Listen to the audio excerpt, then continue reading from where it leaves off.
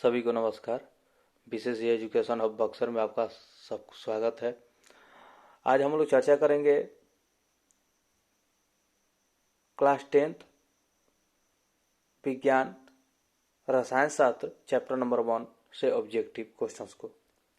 ये जो objective questions के पेपर बनाए गए हैं ये एग्जाम के दृष्टिकोण से काफ़ी ज़्यादा फ़ायदेमंद है और ये प्रत्येक एक चैप्टर से बनाया गया है। ये मिक्सचर क्वेश्चंस नहीं है, प्रत्येक एक चैप्टर को ध्यान में रखते हुए ताकि आपको याद करने में कोई परेशानी ना हो।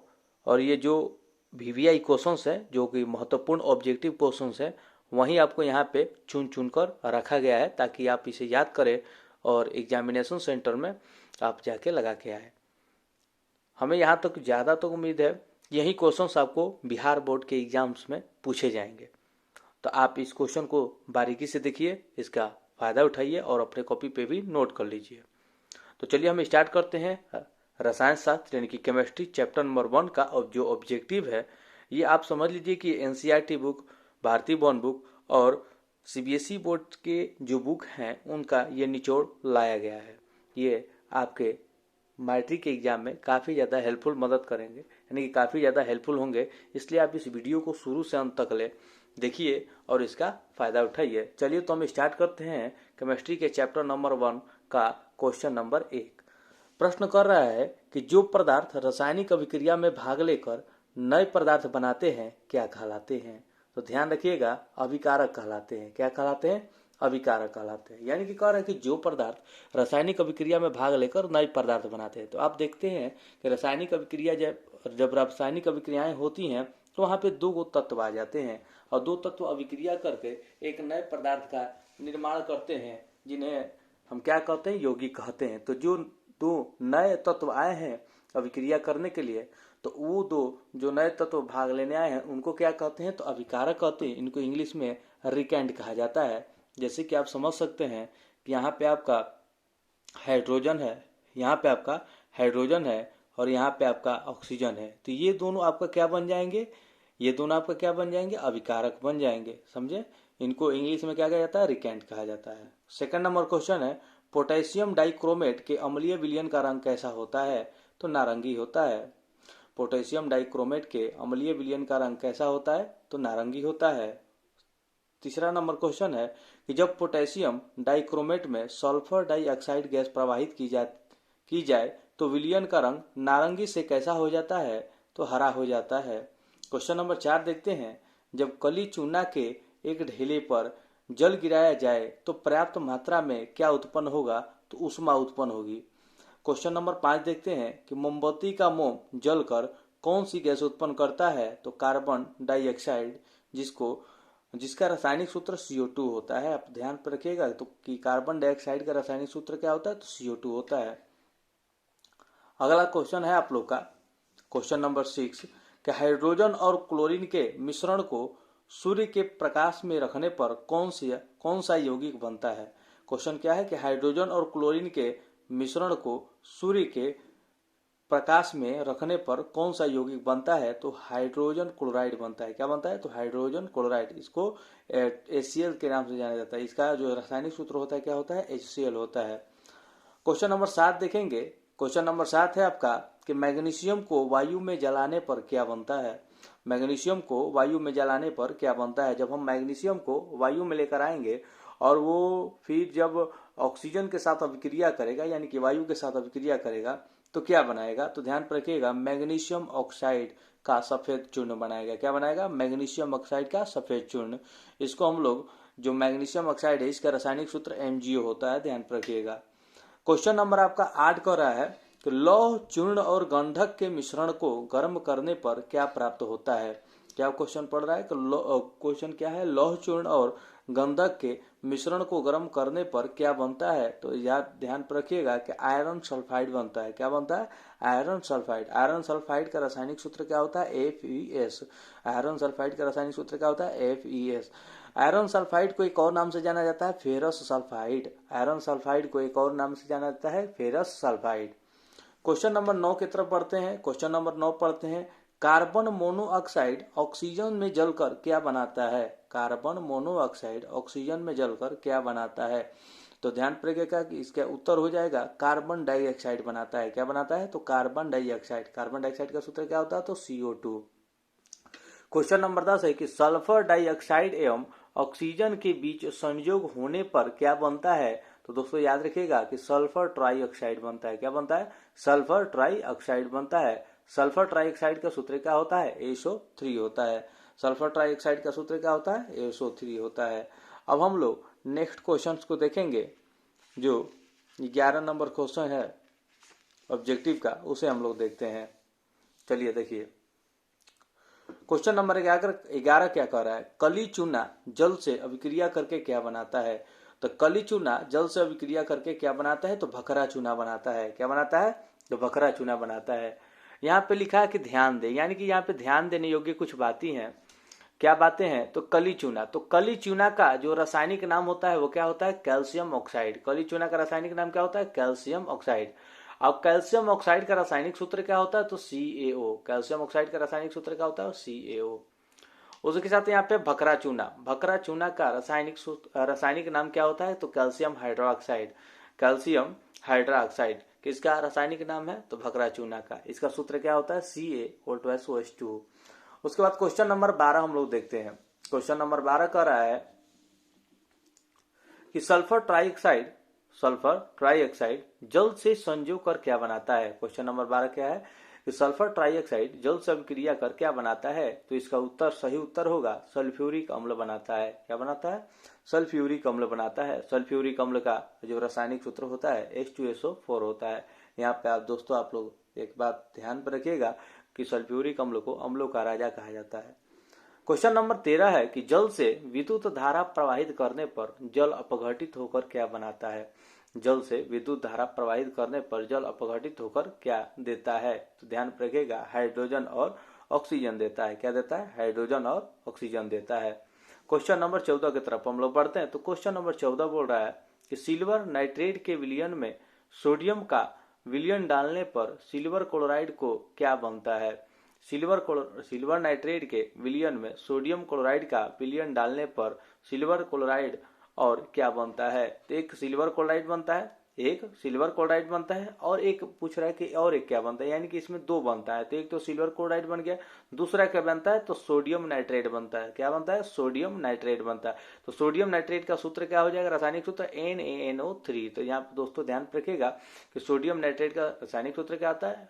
NaNO3। एक बार इस क्वेश्चन को फिर रिपीट कर लेते हैं कि सिल्वर नाइट्रेट के विलयन में सोडियम क्लोराइड का विलयन डालने पर सिल्वर क्लोराइड और क्या बनता है, यानी कि एक सिल्वर क्लोराइड बन गया और एक क्या बनता है? तो इसका सही उत्तर होगा सोडियम नाइट्रेट। सोडियम नाइट्रेट का रासायनिक सूत्र होता है NaNO3। क्वेश्चन नंबर 15 है कि फेरस सल्फाइड की अभिक्रिया सल्फ्यूरिक अम्ल से कराने पर कौन सी गैस बनती है? क्वेश्चन क्या बोल रहा है कि फेरस सल्फाइड की अभिक्रिया सल्फ्यूरिक अम्ल से कराने पर कौन सी गैस बनती है? तो दोस्तों इसका सही आंसर होगा हाइड्रोजन सल्फाइड। सही, इसका सही आंसर क्या होगा? Hydrogen sulphide. इसका जो रासायनिक सूत्र होता है H2S होता है। हाइड्रोजन सल्फाइड का रासायनिक सूत्र क्या होता है? H2S। जो ये रासायनिक सूत्र आपको साइड में लिखा गया है इसको भी याद रखिएगा, क्योंकि हो सकता है कि ये परीक्षा में पूछ सकता है। फोटोग्राफी में प्रयुक्त होने वाली, अगला क्वेश्चन नंबर 16 है कि फोटोग्राफी में प्रयुक्त होने वाली फिल्म की सतह पर किसका लेप चढ़ा होता है? तो याद रखिएगा इसका सही आंसर होगा सिल्वर ब्रोमाइड। यानी कि फोटोग्राफी में प्रयुक्त होने वाली फिल्म की सतह पर किसका लेप चढ़ा होता है? तो सिल्वर ब्रोमाइड का लेप चढ़ा होता है। सिल्वर ब्रोमाइड का रासायनिक सूत्र होता है AgBr। सिल्वर ब्रोमाइड का रासायनिक सूत्र क्या होता है? AgBr। क्वेश्चन नंबर 17 की तरफ बढ़ते हैं। क्वेश्चन नंबर 17 देखते हैं कि कार्बन को वायु में जलाने पर कौन सी गैस बनती है? यानी कि कार्बन को जब हम वायु में जलाएंगे, कार्बन को जब वायु में जलाएंगे, तो वायु में जलाएं या ऑक्सीजन में जलाएं एक ही बात है। कार्बन को वायु में जलाने पर कौन सी गैस बनती है? तो ध्यान रखिएगा इसका सही आंसर होगा कार्बन डाइऑक्साइड। क्या हो जाएगा? Carbon dioxide. कार्बन डाइऑक्साइड का सही रासायनिक सूत्र क्या होता है दोस्तों? आप लोग कमेंट सेक्शन में बताइए। क्वेश्चन नंबर 18 हम लोग देखते हैं। कह रहा है कि गंधक को वायु में जलाने पर कौन सी गैस बनती है? गंधक को वायु में जलाने पर कौन सी गैस बनती है? तो सल्फर डाइऑक्साइड बनती है। क्या बनती है? तो सल्फर डाइऑक्साइड। सल्फर डाइऑक्साइड का रासायनिक सूत्र क्या हो जाएगा? SO2। सल्फर डाइऑक्साइड का रासायनिक सूत्र क्या होगा? SO2। क्वेश्चन नंबर 19 देखते हैं हम लोग।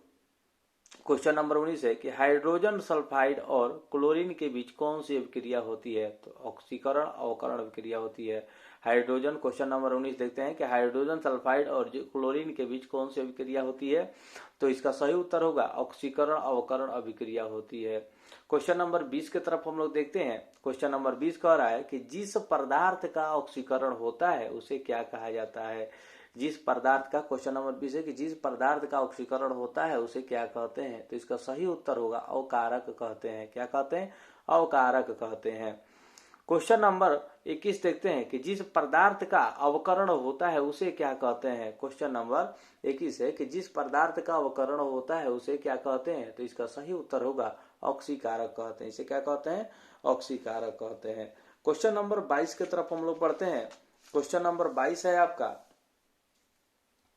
क्वेश्चन नंबर 22 है कि जिस न्यूनतम ताप पर कोई पदार्थ जलना प्रारंभ करता है तो उस ताप को क्या कहा जाता है? तो दोस्तों ध्यान रखिएगा, इसका सही आंसर होगा ज्वलन ताप कहा जाता है। इसे क्या कहा जाता है? तो ज्वलन ताप कहा जाता है। क्वेश्चन नंबर 23 की तरफ हम लोग देखते हैं। क्वेश्चन नंबर 23 है कि मोम किसका मिश्रण होता है? तो इसका सही उत्तर होगा हाइड्रोकार्बन का मिश्रण होता है। मोम किसका मिश्रण होता है? तो हाइड्रोकार्बन का मिश्रण होता है, सही उत्तर। क्वेश्चन नंबर 24 की तरफ पढ़ते हैं। क्वेश्चन नंबर 24 है कि मोमबत्ती की ज्वाला में मुख्यतः कितने भाग होते हैं? जो मोमबत्ती की ज्वाला होती है, कुछ आप लोग देखे होंगे कि कुछ इस प्रकार से होती है, 1 2 और ये 3 प्रकार की होती है, कुछ इस प्रकार से होती है, तो 3 होती है। तो वही पूछ रहा है कि मोमबत्ती की ज्वाला में मुख्यतः कितने भाग होते हैं? तो इसका सही उत्तर होगा 3। मोमबत्ती की ज्वाला में मुख्यतः कितने भाग होते हैं? तो इसका सही उत्तर हो जाएगा 3। एलपीजी कितने गैसों का मिश्रण होता है? यानी कि जो सिलेंडर गैस हमारे घरों में होते हैं उनमें कितने गैसों का मिश्रण होता है? तो इसका सही उत्तर हो जाएगा 3। ये 3 कौन कौन सी गैसें होती हैं? तो पहला होता है ब्यूटेन, दूसरा होता है प्रोपेन, तीसरा होता है एथेन। ध्यान रखिएगा कि पहला आपका हो जाएगा ब्यूटेन, दूसरा हो जाएगा प्रोपेन और तीसरा हो जाएगा एथेन, जिनमें ब्यूटेन का मात्रा सबसे अधिक रहता है। तो ब्यूटेन जो हो गया, ब्यूटेन का रासायनिक सूत्र C4H10 होता है, प्रोपेन का रासायनिक सूत्र C3H8 होता है और एथेन का रासायनिक सूत्र C2H6 होता है। हो सके तो ये आपसे एक और ऑब्जेक्टिव पूछ सकता है कि ब्यूटेन का रासायनिक सूत्र क्या होगा, प्रोपेन का क्या होगा तथा एथेन का रासायनिक सूत्र क्या होगा। तो इसलिए आप इसे भी याद कर लीजिएगा। क्वेश्चन नंबर 26 की तरफ पढ़ते हैं। एलपीजी का पूरा नाम क्या है? एलपीजी का पूरा नाम क्या है? तो दोस्तों याद रखिएगा, इसका सही आंसर होगा लिक्विड पेट्रोलियम गैस। एलपीजी का पूरा नाम क्या है? Liquid petroleum gas. अगला हम लोग देखे हैं, यहाँ पे लिक्विफाइड ही दिया है, लिक्विड ऐसे बोला जाता है, लिक्विफाइड पेट्रोलियम गैस, ध्यान रखिएगा। क्वेश्चन नंबर 27 है आपका कि मानव शरीर में भोजन का पचना कैसी अभिक्रिया है? मानव शरीर में भोजन का पचना कैसी अभिक्रिया है? दोस्तों याद रखिएगा, इसका सही आंसर होगा अपघटन अभिक्रिया है। कौन सी अभिक्रिया है? अपघटन अभिक्रिया है। अगला क्वेश्चन, क्वेश्चन नंबर 28 कि पेट्रोलियम गैस के सिलेंडर में एक विशेष प्रकार का गंध मिलाया जाता है। जो पेट्रोलियम गैस होते हैं यानी कि एलपीजी जो गैस होते हैं हमारे घरों में, जिनसे हम खाना वाना बनाते हैं, जैसे कि इंडियन या हिंदुस्तानी ये सब के रूप में आते हैं हमारे घरों में, जिनके अंदर प्रोपेन, ब्यूटेन तथा एथेन पाए जाते हैं, उनमें कौन सी गैस डाली जाती है? आपको शायद पता होना चाहिए कि जितने भी प्राकृतिक ईंधन होते हैं या प्राकृतिक गैसें होती हैं, ज्वलनशील होती हैं, उन गंधहीन होती हैं, और जितने भी लिक्विड फॉर्म में पाए जाने वाले ईंधन होते हैं वो रंगहीन होते हैं। तो यहाँ पे गंधहीन होने की वजह से हम इसे नहीं पकड़ सकते हैं कि यह हमें कितना नुकसान पहुंचा सकता है। तो इसलिए इसमें एक लिक्विड डाला जाता है ताकि हमें पता चले कि हाँ, मतलब कि इससे निकलने वाला जो गैस है वह यही है। तो एलपीजी सिलेंडर के अंदर क्या मिलाया जाता है? तो ध्यान रखिएगा, एथिल मरकैप्टन मिलाया जाता है। पेट्रोलियम गैस के सिलेंडर में एक विशेष प्रकार का गंध मिलाया जाता है, उसका क्या नाम है? तो एथिल मरकैप्टन नाम है। क्या नाम है? Ethyl mercaptan. इसका सही सूत्र होता है, एथिल मरकैप्टन का सही सूत्र होता है C2H5SH। इसका सही उत्तर क्या होता है? C2H5SH। क्वेश्चन नंबर 29 देखते हैं कि रासायनिक समीकरण को व्यक्त किया जाता है। क्वेश्चन नंबर 29 है कि रासायनिक समीकरण को व्यक्त किया जाता है। तो इसका सही उत्तर हो जाएगा समीकरणों के द्वारा। रासायनिक समीकरण को व्यक्त किया जाता है, इसका सही उत्तर हो जाएगा समीकरणों के द्वारा। क्वेश्चन नंबर 30 है कि शरीर में भोजन का पचना किस प्रकार की विक्रिया है? तो इसका सही उत्तर हो जाएगा ऑक्सीकरण या अपघटन। शरीर में भोजन का पचना किस प्रकार की अभिक्रिया है? तो ऑक्सीकरण या अपघटन अभिक्रिया है, ध्यान पर रखिएगा। क्वेश्चन नंबर 31 देखते हैं कि कौन सा पदार्थ बिना ज्वाला के जलता है? तो कोयला। कौन सा पदार्थ बिना ज्वाला के जलता है? तो कोयला। अगला हम लोग देखते हैं क्वेश्चन नंबर 32, संगमरमर का रासायनिक सूत्र क्या होता है? तो इसका रासायनिक सूत्र होता है CaCO3। संगमरमर का रासायनिक सूत्र क्या होता है? तो CaCO3। बुझे हुए चूने का रासायनिक सूत्र क्या होता है? क्वेश्चन है कि बुझे हुए चूने का रासायनिक सूत्र क्या होता है? इसका सही उत्तर हो जाएगा CaO होता है। क्या होता है? तो CaO होता है। यानी कि यहाँ पे ध्यान दीजिएगा क्वेश्चन नंबर 32 में कि संगमरमर का रासायनिक सूत्र क्या होता है? तो CaO हो जाएगा इसका सही उत्तर। CaCO3 हो जाएगा इसका सही उत्तर। अब क्वेश्चन नंबर जो 33 है, यहाँ पे पूछ रहा है कि बुझे हुए चूने का रासायनिक सूत्र क्या होगा? तो इसका सही उत्तर हो जाएगा CaO। उसके साथ अगला क्वेश्चन है 34 नंबर की, ग्लूकोज का सूत्र क्या होगा? ग्लूकोज का रासायनिक सूत्र क्या होगा? तो इसका सही उत्तर हो जाएगा C6H12O6। ग्लूकोज का सूत्र क्या होगा? तो इसका उत्तर सही होगा C6H12O6। ये जितने भी आपको क्वेश्चंस अभी करवाए गए हैं, जितने भी क्वेश्चंस आपको अभी दिखाए गए हैं या पढ़ाए गए हैं, बताए गए हैं, ये सभी क्वेश्चंस कहीं ना कहीं परीक्षा के दृष्टिकोण से काफी ज्यादा महत्वपूर्ण है। तो हम यही कहेंगे कि आप अधिक से अधिक इस वीडियो को देखिए, शुरू से अंत तक इस वीडियो को देखिए और काफी ज्यादा हेल्पफुल होगा आपके लिए। और यह काफी ज्यादा किताबों से यह लिखा गया है, काफी ज्यादा किताबों से मदद लिया गया है। इसका अपडेटेड, इसी चैप्टर का अपडेटेड अगला वीडियो आपको कल डाल दिया जाएगा। जय हिंद।